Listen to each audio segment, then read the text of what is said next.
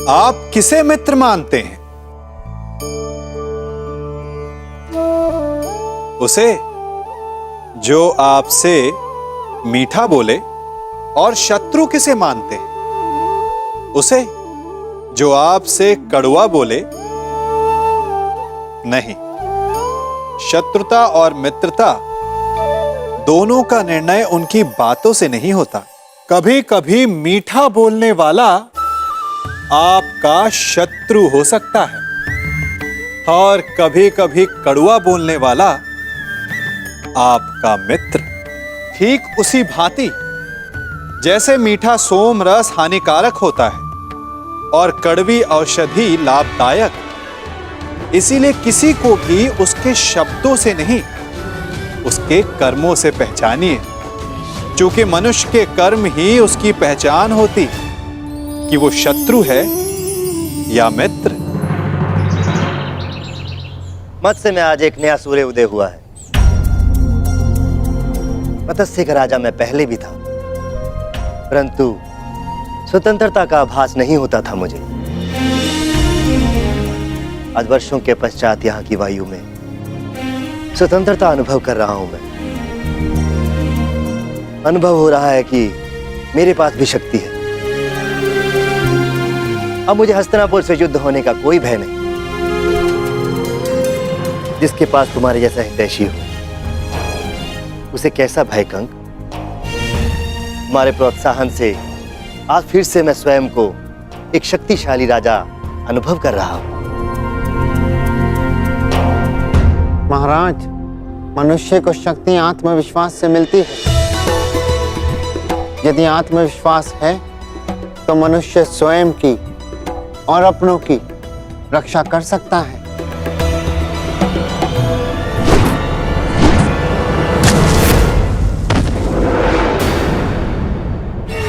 सावधान, आक्रमण हुआ है।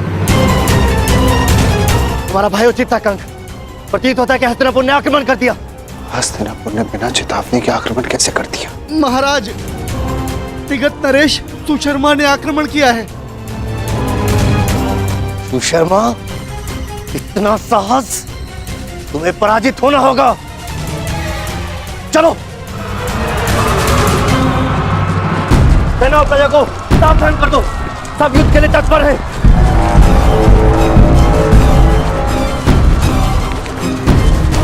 ये जानते हुए भी कि मत्स्य दुर्योधन का मित्र राज्य है, सुशर्मा ने आक्रमण का साहस किया।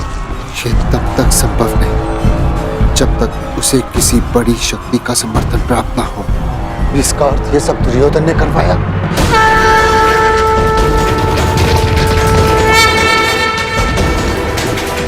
दुर्योधन! युवराज, सतर्क ध्वनि का स्वर सुन रहे हैं आप? हमें उन्हें बताना होगा कि हम मत्स्य पर आक्रमण करने नहीं आए। हमें केवल पांडव चाहिए।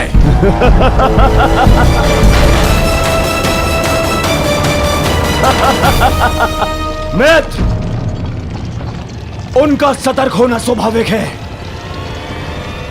क्योंकि विराट पर आक्रमण हो चुका है।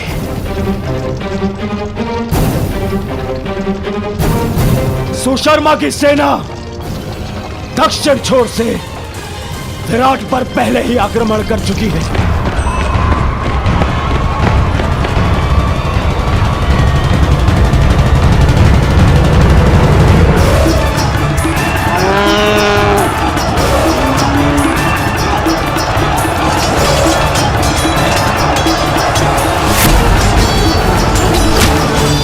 इस योजना के विषय में हमें बताना तुमने उचित नहीं समझा दुर्योधन। मैं हस्तिनापुर का युवराज हूं। मुझे अपनी हर एक योजना सबको बताने की आवश्यकता नहीं है। आज पांडवों के अज्ञातवास का अंतिम दिवस है। विराट नगर के दक्षिण द्वार पर सुशर्मा ने आक्रमण किया है।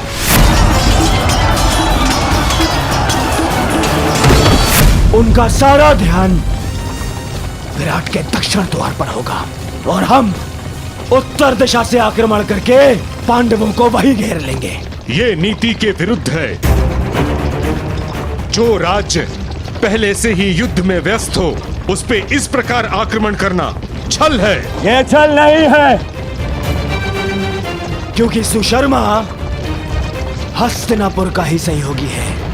मुझे किसी भी मूल्य पर उन पांडवों को सूर्यास्त से पूर्व पकड़ना है।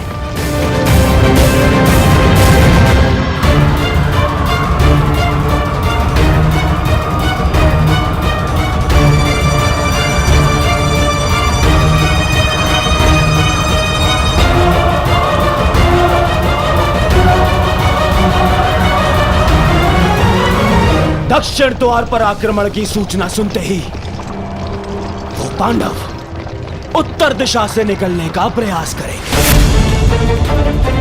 उत्तर द्वार उस दिशा में चले।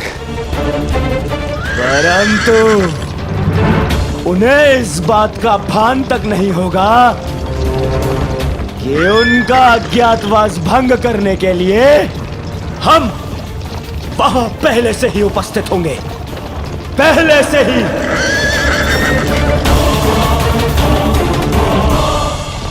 दुर्योधन अपने साथी, महारथी और सेनापति को इस प्रकार योजना से अवगत न रखना असम्मान माना जाता है और इस प्रकार से छल करके आक्रमण करना अधर्म।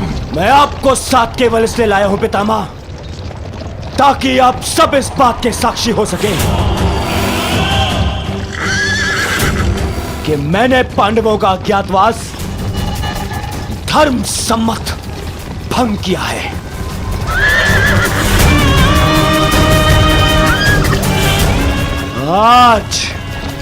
आज वो पांडव यहां से यहीं से वन में जाएंगे अगले 12 वर्ष के वनवास के लिए। चलो सारथी, गति बढ़ाओ, आगे बढ़ो। मामाश्री, आपको अपनी योजना पर विश्वास है ना? मुझे पूर्ण विश्वास है दुर्योधन। पांडव विराट नगर से बाहर निकलने के लिए उत्तरी द्वार का ही प्रयोग करेंगे। देख लेना तुम।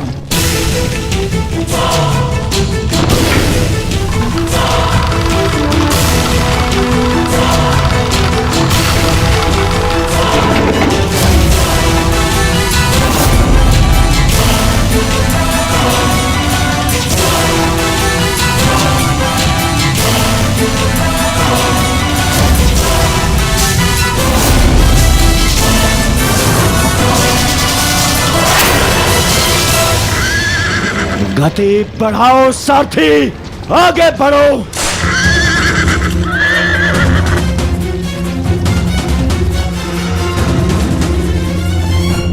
बस सूर्यास्त की देर है, उसके पश्चात हमारा अज्ञातवास संपन्न। ज्येष्ठ शीघ्र ही यहाँ पहुंचते होंगे, उसके पश्चात हम यहाँ से निकल जाएंगे।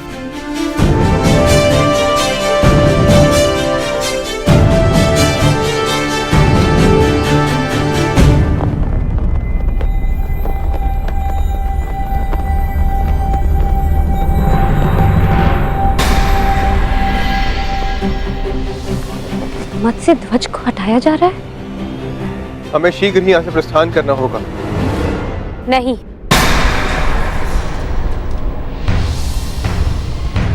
हम नहीं जाएंगे।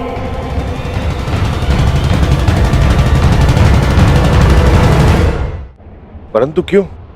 क्योंकि जब हमें 1 वर्ष का अज्ञातवास बिताने के लिए स्थान की आवश्यकता थी, हमने यहाँ पर शरण ली, यहाँ का अन्न खाया है हमने। और आज जब विराट नगर को हमारी सहायता की आवश्यकता है, तो क्या यहाँ से जाना उचित होगा? ये क्या कह रही हो पांचाली? वही जो सत्य है और वही जो मैं तुम सबसे कहना चाहता हूं। यदि विराट नगर में हमें छिपने का स्थान नहीं मिलता, तो अब तक हम सब पकड़े जाते और फिर से वनवास काट रहे होते। ये समय विराट राज का ऋण चुकाने का। परंतु ज्येष्ठ, उन्होंने हमें पहचान कर सहायता नहीं की थी, उन्होंने हमें काम पर रखा। तो इस नाते वो हमारे स्वामी हुए और बिना उन्हें सूचित किए हमारा यहां से जाना भी अधर्म है। धर्म? इसी धर्म के कारण हमें द्यूत में हार मिली, इसी धर्म के कारण आपने फिर से द्यूत खेला। परंतु अब नहीं ज्येष्ठ, केवल एक बार हमारी बात मान लीजिए। पांचाली के खुले काले केशों को देखिए, उस प्रतिज्ञा का स्मरण कीजिए जो हम सबने मिलकर ली थी। अज्ञातवास पूर्ण होने के पश्चात हम विराट नगर को फिर से मुक्त करा लेंगे ज्येष्ठ। परंतु उस कलंक से स्वयं को कैसे मुक्त करेंगे आर्य? कि अपने सहायक को संकट की घड़ी में अकेला छोड़ाए हम? यदि जाना है तो जाकर एक बार विराट राज से कह देते। उनको बताना पड़ेगा कि हम पांडव, वीर पांडुपुत्र कायरों की भांति जा रहे हैं।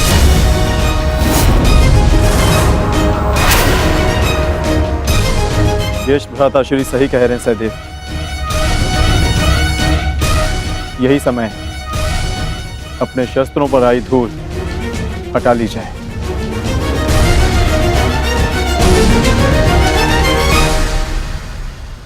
छोड़ो, छोड़ो मुझे, छोड़ो, छोड़ो, छोड़ो मुझे। मैं यहाँ से नहीं जाऊंगी। अपने पिता, अपने नगर को छोड़ के मैं नहीं जाऊंगी। परंतु महाराज को बंधक बना लिया गया है और मेरा कर्तव्य है आपको सुरक्षित स्थान पर पहुंचाना राजकुमारी जी। और मेरा कर्तव्य अपनी जन्मभूमि, अपने नगर की रक्षा करना है।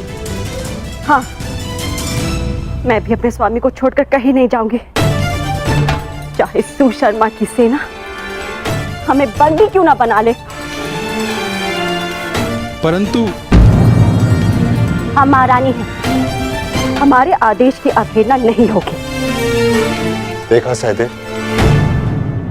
एक बालिका युद्ध के लिए प्रस्तुत है, एक महारानी अपने बलिदान के लिए तत्पर है, और हम यदि योद्धा होकर भी उनका साथ ना दे पाए तो भले ही हम इंद्रप्रस्थ पालें, परंतु कभी भी अपनी आंखों में देख पाने का साहस नहीं कर पाएंगे। आप उचित कहते हैं ज्येष्ठ। अब चाहे 12 वर्ष वनवास में और क्यों न रहना पड़े, हम यहां से नहीं जाएंगे।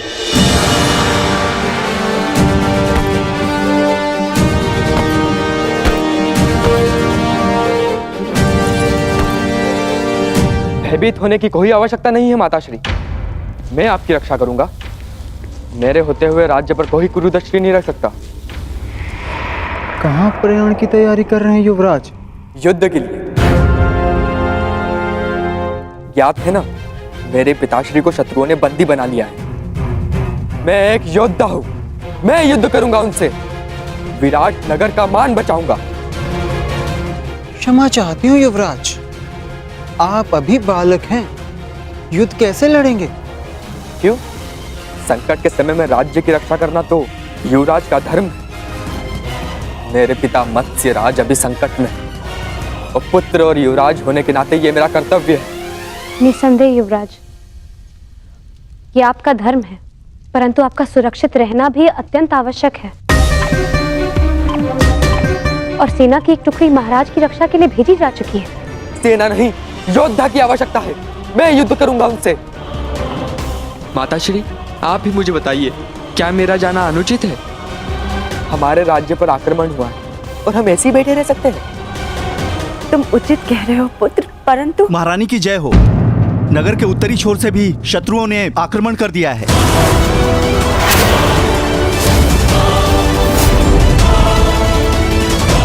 सुशर्मा ने तो दक्षिण दिशा से आक्रमण किया था, उत्तर से किसने आक्रमण कर दिया?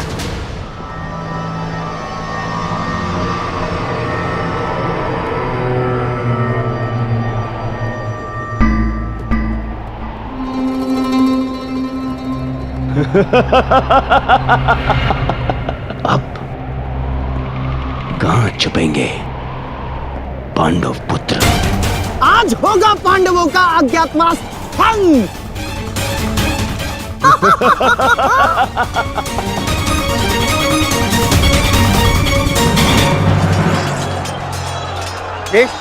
ये तो मवेशियों को ले आ रहे हैं।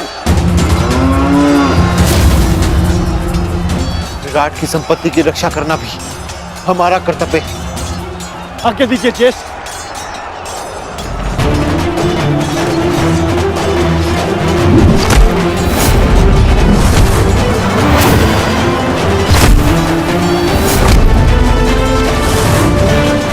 मुझे विश्वास है नकुल और सहदेव इस ओर संभाल लेंगे। हमें शीघ्र ही विराट राज को खोजकर उन्हें मुक्त कराना होगा। भीम,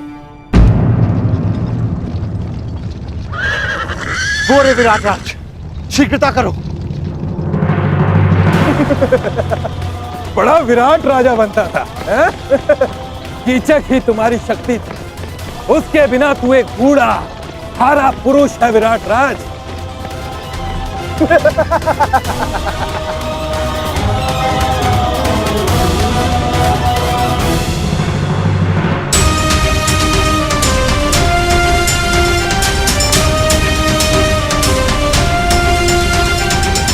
उत्तर ने अपने पिता को इस अवस्था में नहीं देखा।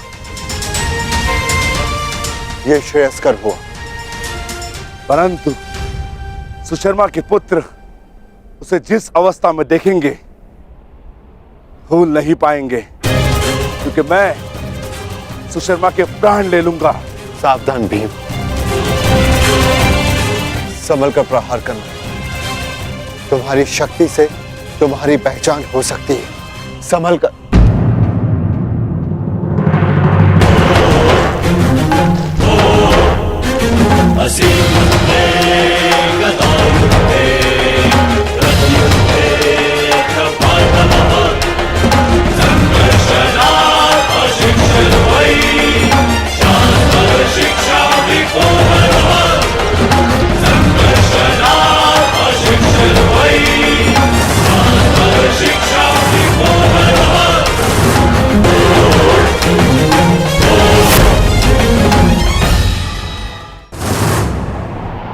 सावधान सुशर्मा, मैं तुम्हें चेतावनी देता हूं कि महाराज को मुक्त कर दो, अन्यथा। कौन हो तुम? वल्लभ, महाराज का प्रमुख रसोइया। हमारे अभी इतने बुरे दिन नहीं आए कि हम एक रसोइये से युद्ध करें। वैसे अब तुम हमारे लिए भोजन बनाने का अभ्यास कर लो, क्योंकि अब हम यहाँ के नए राजा हैं। सैनिकों, बंदी बना लो इसे।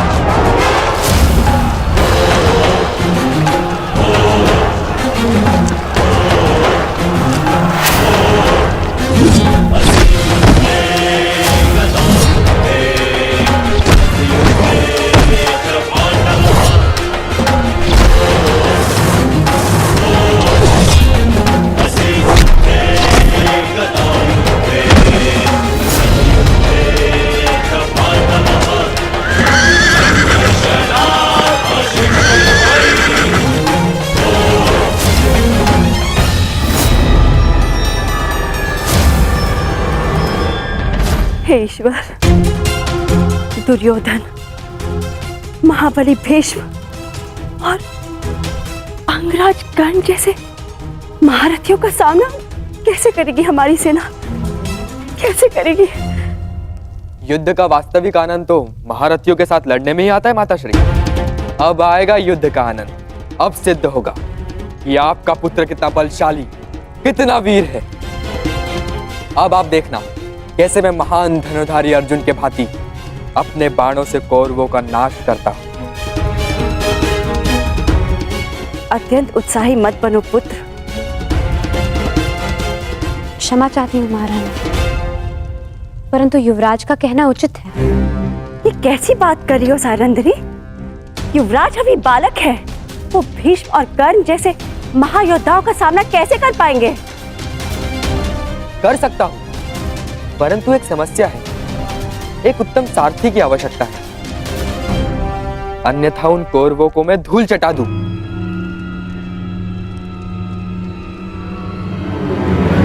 प्रतीक्षा किस बात की युवराज? आगे बढ़िए। क्या? मैं बताती हूँ महारानी। बृहनला कुमार की सारथी बनकर जाएगी। क्या? बृहनला एक किन्नर मेरी सारथी बनेगी?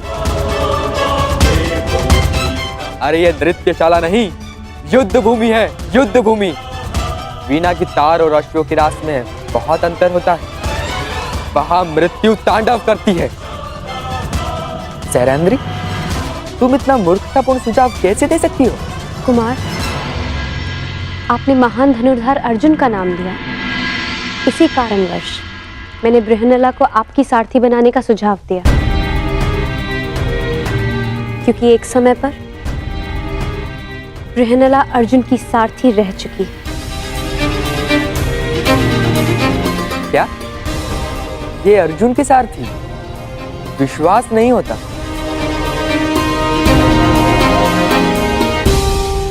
ठीक है, अब कोई और मार्ग भी नहीं। मैं तुम्हें अपने साथ आने की आज्ञा देता हूं। यदि तुम महान अर्जुन की सारथी थी तो मैं भी तुम्हें अपनी सारथी बना सकता हूं।